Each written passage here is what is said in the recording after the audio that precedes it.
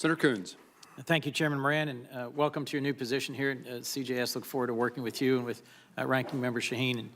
And Mr. Attorney General, welcome. I enjoyed working with Senator Graham, and I'm glad we made progress on the Cloud Act. I do think it was an important step forward. I have 3 questions I'd like to ask, if I might. I think I'm the last man standing, so we'll work through them if we could, and then I think we're at the end. As long as they occur within 5 minutes. I will do my level best. Recognized. First, as you know, Attorney General, my home community of Wilmington has faced some significant levels of gun violence, something the department has worked with us on in the past. And I've tried to find ways that we in the federal government can help local law enforcement confront this challenge. So I'm working with Senator Toomey of Pennsylvania.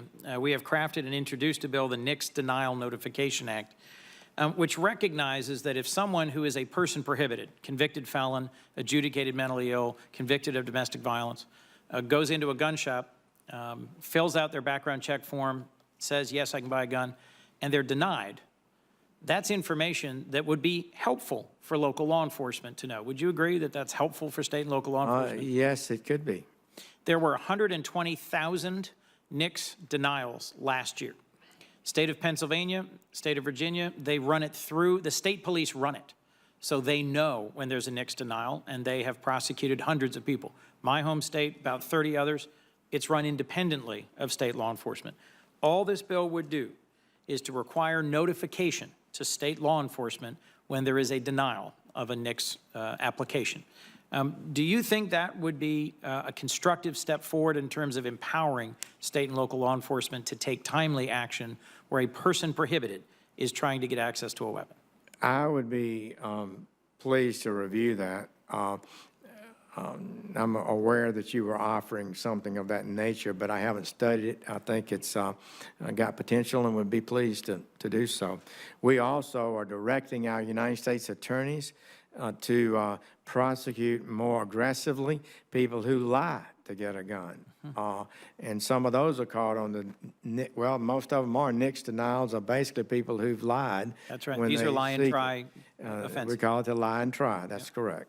But I look forward to working with you on that. One other thing I wanted to ask is about HIDA, the High Intensity Drug Trafficking Areas Program under ONDCP.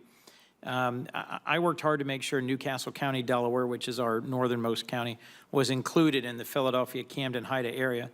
And I'm concerned about changes you're proposing to the program that, as I understand it, would lead it to focus on enforcement activities, but not combating addiction. HIDA and other ONDCP programs have balanced enforcement with community efforts to try and fight addiction. Why reinvent the wheel when ONDCP, in my view, has been already providing needed assistance to communities across the country?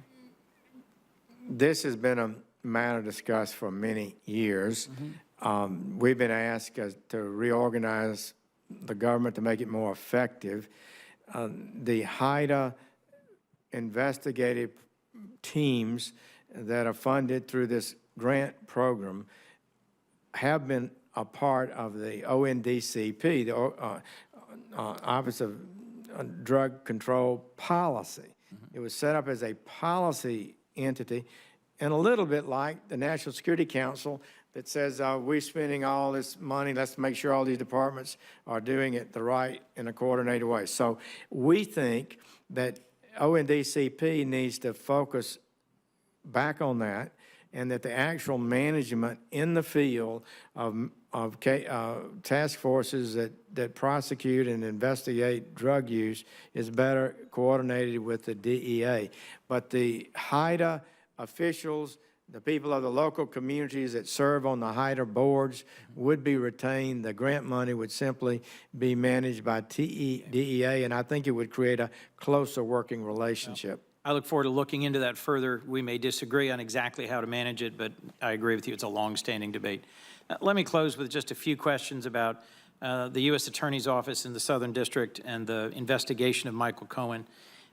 If I understood correctly your exchange with Senator Leahy earlier, I just want to make sure I understand. If you discover any connection between this investigation into Mr. Cohen and the ongoing investigation into allegations of Russian interference, or anything related to the 2016 election, would you recuse yourself? Yes. Thank you. And have you discussed that investigation into Mr. Cohen with anyone outside of DOJ, including the president?